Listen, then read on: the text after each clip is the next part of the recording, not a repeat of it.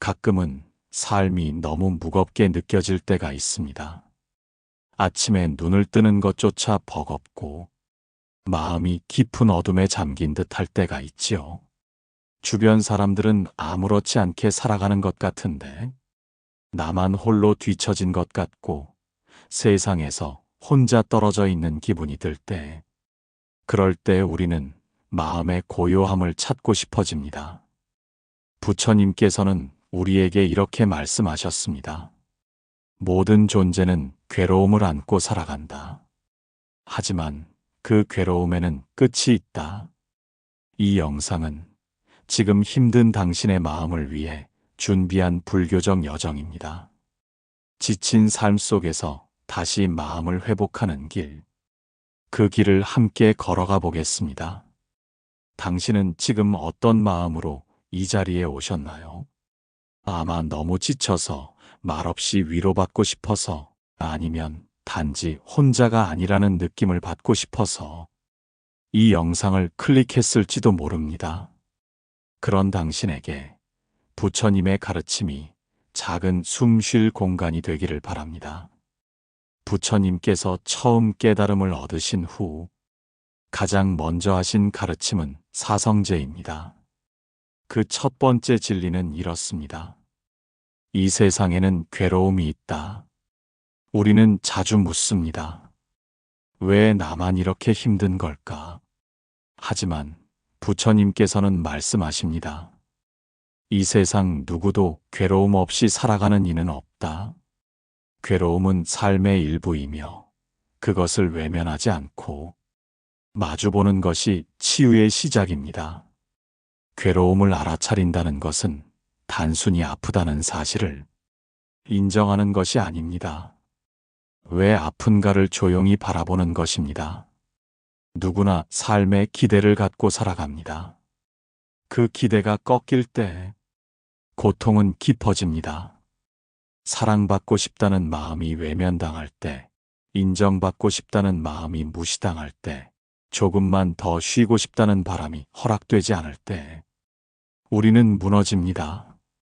이 괴로움은 단지 외부 환경에서 비롯된 것일까요? 부처님은 그 원인이 집착과 무지에 있다고 하셨습니다. 자신도 모르게 쥐고 있는 기대, 욕망, 비교심, 상처, 그것이 고통을 일으키는 씨앗입니다. 눈을 감고 오늘 하루 가장 마음이 무거웠던 순간을 떠올려 보세요. 그 순간에 느꼈던 감정을 하나하나 되짚어 봅니다. 그리고 마음속으로 이렇게 말해 봅니다. 나는 지금 괴롭다. 이 괴로움에는 이유가 있다. 나는 이 아픔을 있는 그대로 바라본다. 그 순간 고통은 단순한 괴로움이 아니라 깨달음의 문이 됩니다. 부처님께서는 고통을 외면하지 않으셨습니다. 오히려 그 안에 진리를 보셨습니다. 우리도 그렇게 할 수 있습니다. 깊은 밤 모든 일을 다 끝내고 혼자 남은 방 안에 앉아 있을 때 문득 이런 생각이 들 때가 있습니다. 나는 왜 이렇게 아무것도 하기 싫을까? 이게 다 무슨 의미가 있지? 그리고 말할 수 없는 공허함이 밀려옵니다. 우리는 그런 상태를 무기력 혹은 우울이라 부르기도 하지만 불교에서는 이런 감정 속에서 즉 비어있음의 진리를 발견합니다. 공허함은 실패가 아닙니다. 많은 사람들이 공허한 상태를 패배감처럼 여깁니다. 나는 왜 아무 의욕도 없을까? 왜 나는 이렇게 텅 빈 느낌이 들까? 그러나 부처님께서는 오히려 텅 빈 그 마음 속에서 진리를 보라고 하셨습니다. 무언가가 채워지지 않아 괴로운 것이 아니라 채워야 한다는 생각에 집착하기 때문에 괴로운 것입니다. 부처님의 말씀 중에는 이런 가르침이 있습니다. 모든 존재는 그 본질이 공하니 얽매임이 없고 괴로움에서 벗어날 수 있느니라. 공은 없음을 말하는 것이 아닙니다. 텅 비어 있으되 모든 가능성이 열려 있는 상태를 말합니다. 예를 들어 보겠습니다. 텅 빈 그릇은 비어 있기에 새로운 음식을 담을 수 있습니다. 만약 그 안에 이미 오래된 음식이 썩어 있다면 새로운 것을 담을 수 없겠지요. 우리의 마음도 그렇습니다. 공허함은 지금까지 쥐고 있던 것들을 놓을 준비가 되었다는 신호일 수 있습니다. 이전의 집착, 실패, 상처, 비교심, 그 모든 것이 내려지고 나면 비로소 마음은 고요해집니다. 오늘 하루 아무것도 하기 싫었던 그 순간을 떠올려 보세요. 그리고 이렇게 말해봅니다. 지금 나는 아무 의욕이 없다. 하지만 그 또한 괜찮다. 이 텅 빈 상태를 억지로 채우지 않겠다. 그저 있는 그대로 두겠다. 이 말은 단순한 위로나 포기가 아닙니다. 이것은 공을 실천하는 수행자의 자세입니다. 고요한 마음은 억지로 만들어지는 것이 아니라 텅 비워짐 속에서 자연스럽게 드러납니다. 그리고 부처님은 그렇게 말씀하셨습니다. 텅 빈 마음은 거울과 같아 세상을 있는 그대로 비추느니라. 공허함은 당신이 잘못되었다는 신호가 아닙니다. 그것은 오히려 지금 당신이 마음의 전환점 앞에 서 있다는 증거입니다. 우울한 마음이 깊어질수록 우리는 점점 더 아무것도 하기 싫어지고 일상의 소소한 행동조차 버겁게 느껴집니다. 아침에 일어나 세수를 하는 것도, 밥 한 끼를 챙기는 것도, 심지어 누군가의 안부에 답하는 것도 부담스러워지지요. 이럴 때 우리는 내가 너무 나약한가, 게으른가 자책하기 쉽습니다. 하지만 부처님께서는 이렇게 말씀하셨습니다. 몸을 가누기조차 어려운 자에겐 숨을 쉬는 것조차 수행이 된다.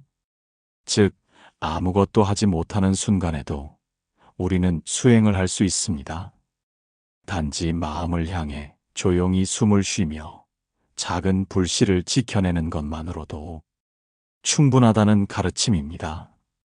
우리는 세상이 말하는 성과, 효율, 속도에 익숙해져 있습니다. 그래서 아무것도 하지 못하는 날엔 나는 쓸모없는 사람이라는 생각에 빠지기 쉽습니다. 하지만 수행자의 삶은 다릅니다. 부처님께서는 말씀하셨습니다.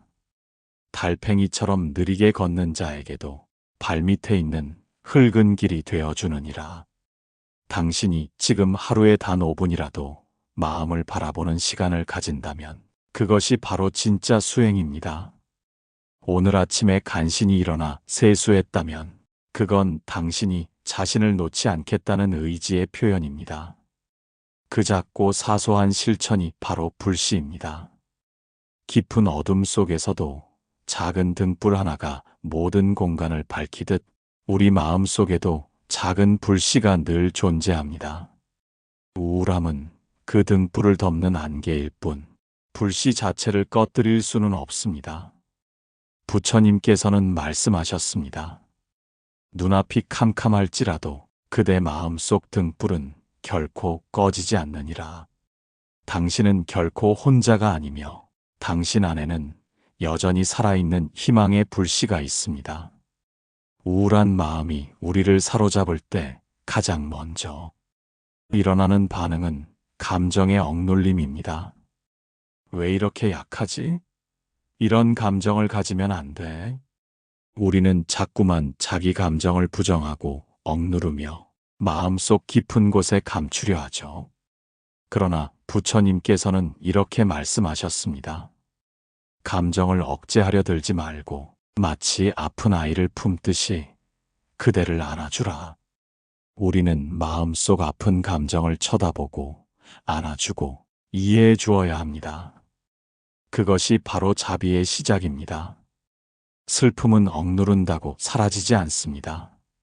오히려 억누를수록 그것은 내면에서 더 크게 뒤틀려 몸과 마음을 병들게 하죠. 한 수행자는 이렇게 고백했습니다. 나는 괜찮은 척하는 데 익숙했지만 그 척이 내 영혼을 말려가고 있었다. 우리는 괜찮은 척, 아무렇지 않은 척하며 진짜 감정에 귀를 막고 살아갑니다. 그러나 그렇게 하다 보면 어느 순간 자신이 어떤 감정을 느끼는지도 모르게 되죠. 자신의 감정을 알아차리는 것, 그것이 부처님의 가르침이자 수행의 첫걸음입니다. 감정은 없애야 할 적이 아니라 돌봐야 할 손님입니다. 우리가 해야 할 것은 쫓아내는 것이 아니라 잘 맞이하고 잘 보내는 것이죠. 그 시작은 아주 간단한 말로부터 시작됩니다. 지금 내 안에는 이런 감정이 있구나. 이 감정이 나에게 말을 걸고 있구나. 괜찮아. 너 있어도 돼. 나는 너를 들어줄게. 이 세 문장만으로도 마음은 큰 위로를 받습니다. 지금 내 안에는 외로움이 있구나. 이 외로움은 나에게 연결되고 싶다고 말하고 있구나. 그래, 외로움아. 너 있어도 괜찮아. 나는 너를 억누르지 않을게. 이렇게 감정에게 말을 걸어보는 것. 그것이 자비의 실천입니다. 우울할 때는 온갖 감정이 한꺼번에 몰려옵니다. 외로움, 무기력함, 두려움, 후회, 슬픔. 이때 감정과 싸우지 말고 그저 옆에 앉혀두는 연습을 해보세요. 마치 이런 식으로 말이죠. 무기력함아, 너 오늘 또 왔구나. 오늘 하루만 옆에 있어도 좋아. 하지만 나는 너에게 휘둘리진 않을게. 두려움아, 내가 널 쫓아내려 애썼던 걸 사과할게. 오늘은 너를 그냥 바라보며 있어줄게. 이런 연습을 하다 보면 감정은 점점 격렬한 파도에서 잔잔한 물결로 변하게 됩니다. 그리고 그 속에서 우리는 감정에 덜 휘둘리고 더 평온하게 머무는 자신을 발견하게 됩니다. 부처님께서 가르치신 있는 그대로 보기는 감정도 포함됩니다. 감정은 내가 만든 것이 아니라 지금 이 조건과 인연 속에서 일어난 것일 뿐입니다. 우리는 이렇게 바라볼 수 있어야 합니다. 슬픔이 내게 왔구나. 그것도 인연 따라 왔으니 인연 따라갈 것이다. 지금 내가 느끼는 슬픔이나 괴로움은 결코 내 인격이나 존재를 말해주는 것이 아닙니다. 잠시 머물다 갈 구름 같은 것일 뿐 하늘인 나를 더럽히지 않습니다. 감정은 내 삶의 일부이고 내 마음을 구성하는 자연스러운 현상입니다. 그 감정을 억누르지 않고 판단하지 않고 자비로 바라보는 순간 그 감정은 나를 괴롭히는 고통이 아닌 깨달음의 스승이 됩니다. 부처님께서는 이렇게 말씀하셨습니다. 감정은 수행의 적이 아니요 감정을 돌보는 마음이 곧 자비니라. 이제부터라도 당신의 감정에게 다정하게 말해보세요. 그것이 오늘 이 순간을 견디는 힘이 되고 내일을 살아가는 용기가 됩니다. 우울함이 마음에 깊이 들이우면 우리는 사람을 피하고 말을 줄이고 혼자 있으려는 경향이 강해집니다.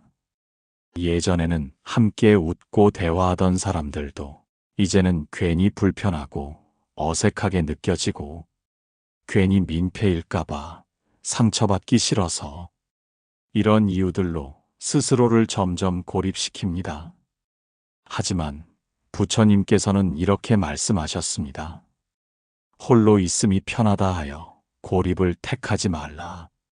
마음이 병들면 따뜻한 인연이 약이 되느니라. 많은 이들이 묻습니다. 저 요즘 사람을 자꾸 피하고 싶어요. 이러면 안 되는 거죠? 하지만 아닙니다. 그 마음은 정상이자 마음이 보내는 신호입니다.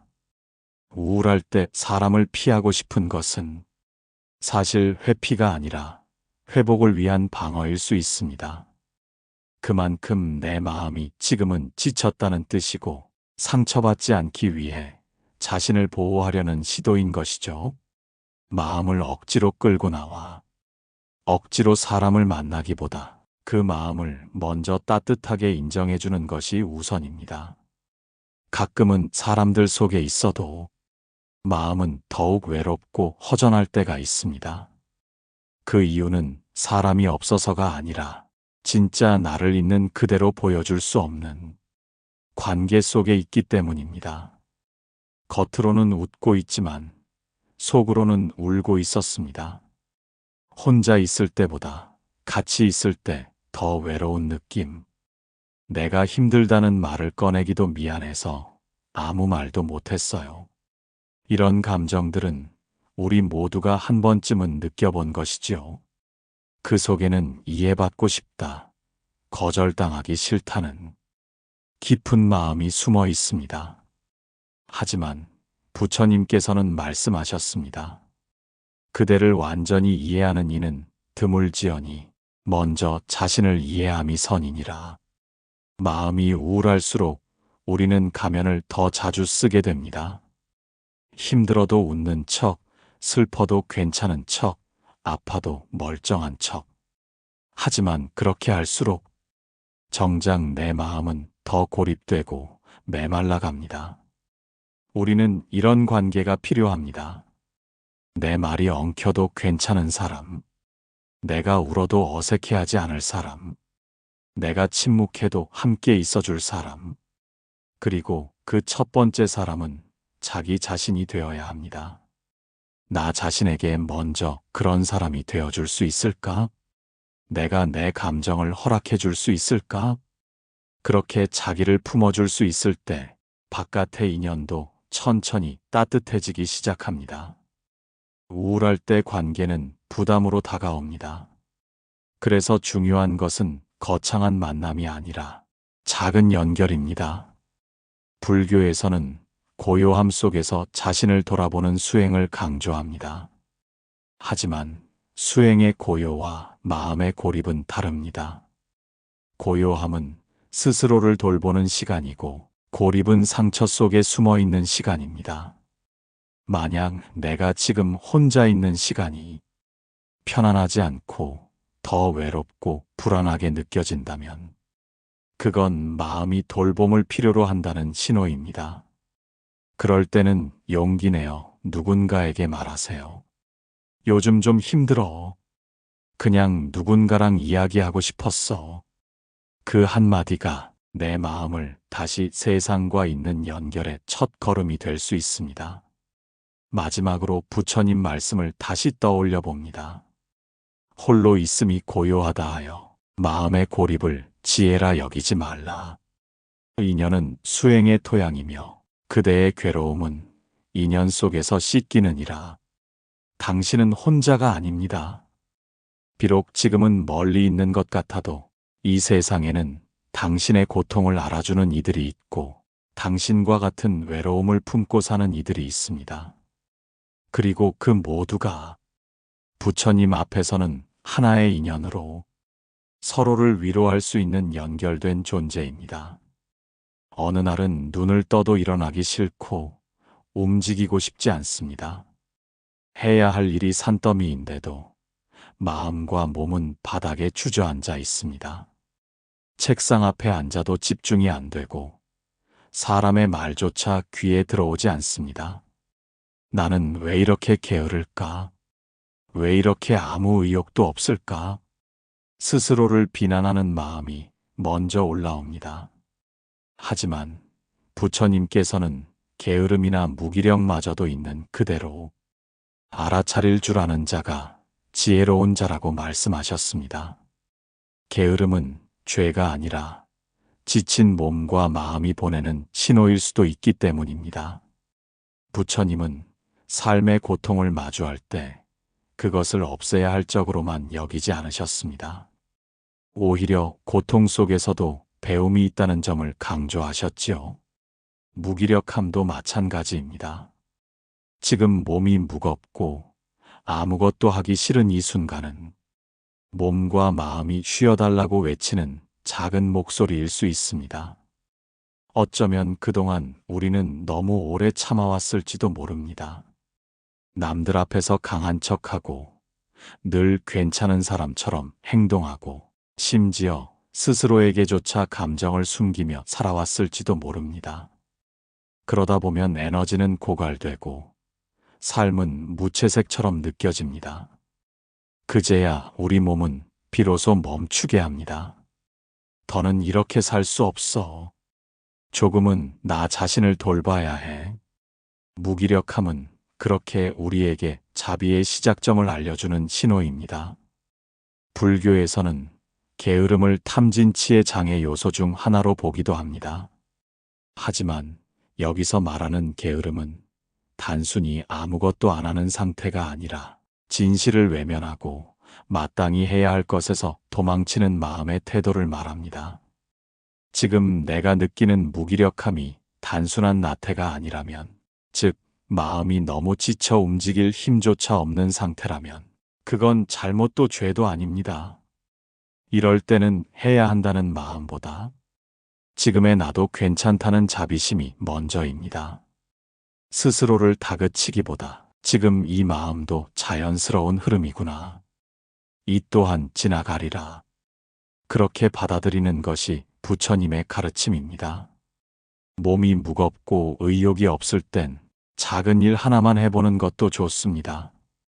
예를 들어 좋아하는 차 한 잔 끓이기, 10분 산책, 창문 열고 바람 한 번 쐬기, 조용히 앉아 호흡 5번만 관찰하기.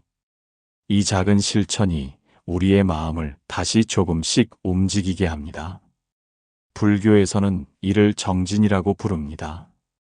정진은 힘겹게 억지로 버티는 것이 아니라 자신에게 맞는 속도로 천천히 앞으로 나아가는 것입니다. 무기력한 날에도 이런 정진이 반복되면 우리 마음은 다시 따뜻한 기운을 되찾게 됩니다. 부처님께서 법구경에서 이렇게 말씀하셨습니다. 게으름을 물리치고 항상 깨어 있으라. 참으로 깨어 있는 자에게는 두려움이 없느니라. 이 말씀은 단순히 게으르지 말라는 것이 아닙니다. 우리 마음이 어디에 머물러 있는지를 자각하고 그 상태에서 조금씩 깨어 있으라는 가르침입니다. 무기력함 속에 있는 자신도 괜찮다고 인정하고 하루하루를 자비롭게 살아가는 것. 그것이 깨어 있는 삶의 시작입니다. 오늘 내가 무기력했다면 그 또한 내 안의 일부일 뿐입니다. 그 마음을 밀어내기보다 따뜻하게 안아줍니다. 내일은 또 어떤 마음이 올지 모르지만 오늘의 나도 충분히 괜찮습니다. 아침엔 괜찮았는데 어느 순간 갑자기 가슴이 쿵 내려앉습니다. 누군가의 한마디에 괜히 화가 나고 별일도 아닌데 눈물이 날 것 같기도 하지요. 이럴 때 우리는 이렇게 말합니다. 왜 나는 이렇게 감정 기복이 심할까? 내 마음이 왜 이리도 불안정할까? 그러고는 스스로를 자책합니다. 하지만 부처님께서는 말씀하셨습니다. 마음은 고요하지 않으면 바람에 흔들리는 등불과 같다. 우리의 감정이 자꾸 흔들리는 이유는 그 감정이 나쁘기 때문이 아니라 그 흐름을 그대로 바라보는 눈이 없기 때문입니다. 감정은 나쁜 것이 아닙니다. 자연스러운 것입니다. 우리는 기쁘면 웃고 슬프면 눈물을 흘립니다. 화가 나면 표정을 찡그리기도 하고 외로우면 조용히 혼자 있고 싶어집니다. 이 모든 반응은 사람이라면 누구나 갖는 자연스러운 흐름입니다. 불교에서는 감정을 억누르거나 없애야 할 대상으로 보지 않습니다. 오히려 감정이 올라오는 그 순간을 관찰의 기회로 삼습니다. 지금 내 안에 어떤 감정이 올라오고 있는지, 그 감정이 어디에서 시작됐는지, 그 감정에 내가 얼마나 휘둘리는지를 가만히 바라보는 것이죠.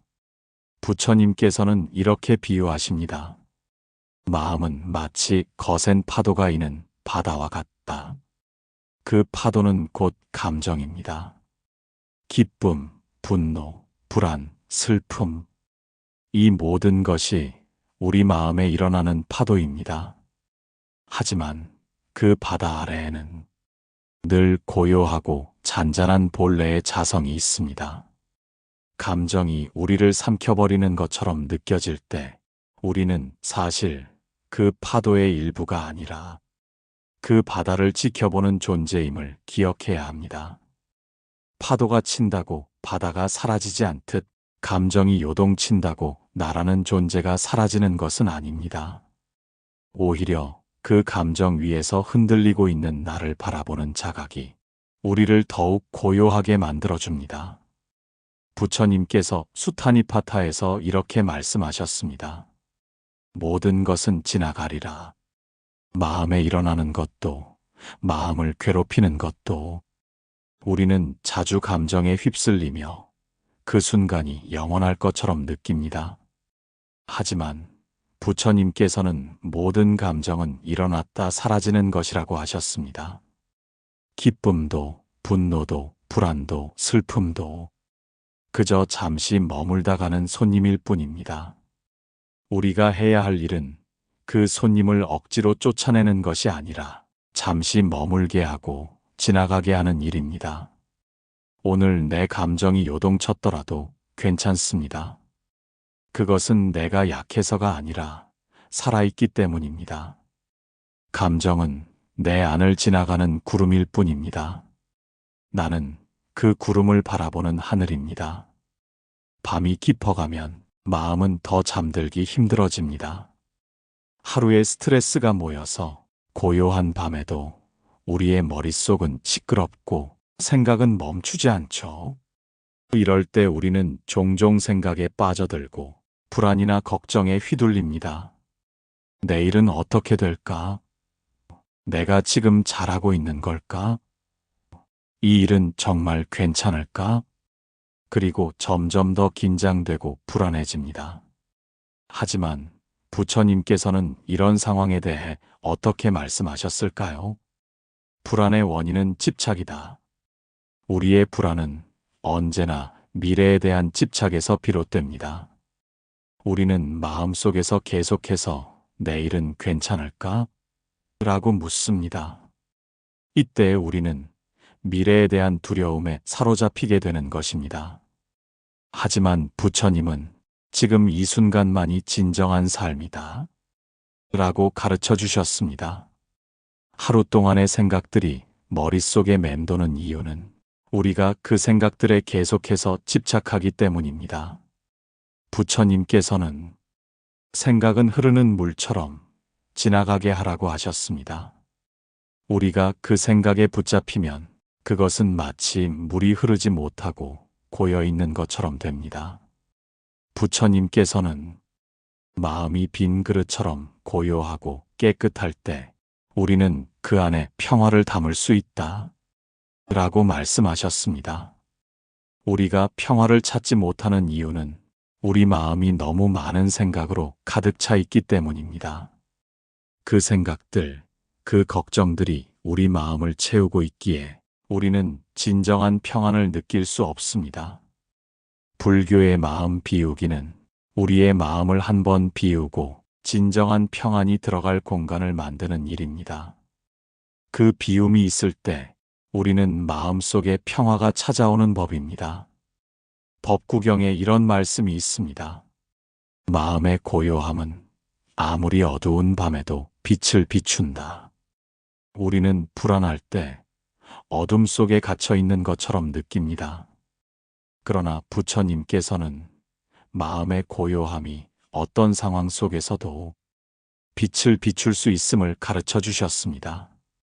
지금의 불안이나 걱정이 지나갈 때까지 우리의 마음속 고요한 빛을 찾는 것이 중요합니다. 우리는 종종 외부의 것들에 집중하고 자신의 내면을 돌아보지 않습니다. 세상의 소음 속에서 우리의 내면은 점점 더 소리를 내지 않게 되죠. 그러나 진정한 치유는 외부에서 오는 것이 아니라 내면에서 시작됩니다. 우리가 겪고 있는 우울함, 불안, 스트레스는 많은 경우 우리가 외면하고 싶은 내면의 진실에서 비롯됩니다. 부처님께서는 이런 내면의 진실을 어떻게 대하라고 가르쳐 주셨을까요? 부처님은 내 마음을 알아야 내가 평안을 찾을 수 있다고 말씀하셨습니다. 우리는 내면의 진실을 마주할 때 비로소 자유로워질 수 있습니다. 내면의 진실을 마주하는 일은 마치 집안의 어두운 곳에 있는 먼지와도 같습니다. 먼지를 피하려고 할수록 더 많이 쌓이게 되듯이 우리는 내면의 불편한 감정을 외면하면서 그것들을 점점 더 쌓이게 만듭니다. 하지만 먼지를 치우기 위해서는 먼저 그 먼지를 직시해야 합니다. 그렇다면 내면의 진실을 마주하려면 어떻게 해야 할까요? 첫 번째로 마음의 소리를 듣는 일입니다. 조용히 앉아서 눈을 감고 자신이 느끼는 감정과 생각을 하나씩 바라보세요. 어떤 감정이 일어나고 있는지, 그 감정이 왜 일어났는지를 있는 그대로 바라보세요. 이때 중요한 점은 판단하지 않고 그냥 바라보는 것입니다. 우리는 종종 자기 자신에게 너무 가혹한 판단을 내립니다. 그러나 부처님은 있는 그대로 바라보라고 말씀하셨습니다. 생각이나 감정에 대해 왜 이런 감정이 생겼을까라고 자책하거나 이 감정이 나쁜 것일까라고 판단하지 마세요. 그냥 있는 그대로 받아들이고 그 감정을 흘려보내는 것이 중요합니다. 내면의 진실을 마주하는 것, 즉, 자기 자신을 이해하는 것은 매우 중요한 일입니다. 우리는 종종 자기 자신을 외면하거나 타인의 기대에 맞추기 위해 노력합니다. 그러나 자신을 이해하고 받아들이는 것이 진정한 평안을 가져옵니다. 우리가 내면의 진실을 마주하고 그 감정을 있는 그대로 받아들일 때 우리는 변화를 경험합니다. 부처님께서 말씀하신 것처럼 자신을 알아가는 것이 진정한 자유로 가는 길입니다. 우리는 내면을 마주할 때 불편한 감정을 피하거나 무시하는 대신 그것을 온전히 이해하고 그 감정을 소중히 다루게 됩니다. 내면의 진실을 마주하는 것은 결코 쉽지 않지만 그렇다고 해서 두려워할 필요는 없습니다. 나는 그럴 자격이 없다라는 생각을 버리고 자기 자신에게 자비로운 마음을 보내세요. 우리는 모두 내면의 진실을 마주하고 자신을 사랑하고 받아들일 자격이 있습니다. 부처님께서 법구경에서 이렇게 말씀하셨습니다. 자신을 사랑하고 이해하는 것이 진정한 자유와 평화로 나아가는 길이다. 우리는 자주 외부의 상황에 의해 영향을 받습니다. 하지만 진정으로 중요한 것은 내면의 평화와 진실을 마주하는 것입니다. 우리가 내면의 평화를 얻을 때 외부의 어떤 상황에도 흔들리지 않는 자유로운 마음을 가질 수 있습니다. 우리는 모두 고통을 겪습니다. 가끔은 고통이 끝없이 지속될 것처럼 느껴집니다. 그러나 부처님께서 가르쳐 주신 해탈의 길은 고통을 피하거나 회피하는 것이 아니라 고통을 바로 직시하고 그것을 이해하는 것입니다. 고통은 누구나 겪을 수밖에 없는 삶의 일부입니다. 부처님께서는 고통이 삶의 일부분이라고 말씀하셨습니다. 그렇다면 고통을 어떻게 다루고 그 고통 속에서 진정한 해탈을 찾을 수 있을까요? 고통을 피하려는 마음이 있습니다. 우리는 고통을 겪을 때 그것을 피하고 싶은 강한 충동을 느낍니다. 그러나 그 고통을 피한다고 해서 고통이 사라지는 것은 아닙니다. 오히려 피하려는 마음이 고통을 더욱 강화시킬 뿐입니다. 부처님께서는 고통은 삶의 일부분으로 존재하고 그것을 피하려 하지 말라고 말씀하셨습니다. 고통을 직시하고 받아들이는 것이 진정한 해탈로 가는 첫 번째 단계입니다. 고통을 직시하는 일은 쉽지 않지만 그것을 이해하는 것은 가능하고 그 이해가 우리를 해탈로 이끌어줍니다. 우리가 경험하는 고통은 모든 존재가 겪는 보편적인 경험입니다. 따라서 고통을 이해하는 것은 우리가 자신을 넘어서서 더 넓은 시각으로 세상을 바라보게 합니다. 고통은 우연히 발생하는 것이 아니라 원인이 있는 결과입니다. 우리가 경험하는 고통은 우리의 집착과 욕망에서 비롯됩니다. 예를 들어, 우리가 물질적 욕망을 충족하려 할 때 그것이 이루어지지 않으면 고통이 생깁니다. 이처럼 욕망과 집착이 고통을 일으킨다는 사실을 이해해야 합니다. 고통을 인정하고 받아들인다는 것은 그것이 부정적인 감정이 아니라 우리에게 교훈을 주는 과정임을 이해하는 것입니다. 고통을 통해 우리는 자아를 깊이 탐구하고 그것을 성장과 발전의 기회로 삼을 수 있습니다. 고통을 넘어서기 위해 우리가 할 수 있는 것은 단순히 고통을 피하는 것이 아니라 고통 속에서 배움과 성장을 찾아가는 것입니다. 부처님께서 가르쳐 주신 사성제와 같은 가르침은 우리가 고통의 본질을 깨닫고 그것을 넘어서기 위한 길을 제시해 줍니다.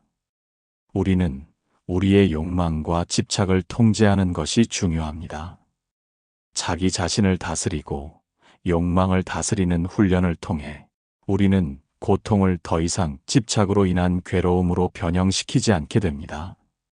자기 통제를 통해 우리는 고통을 바라보는 관점을 바꿀 수 있습니다. 또한 고통을 겪고 있는 다른 사람들을 이해하고 자비로운 마음으로 그들을 돕는 것이 중요합니다.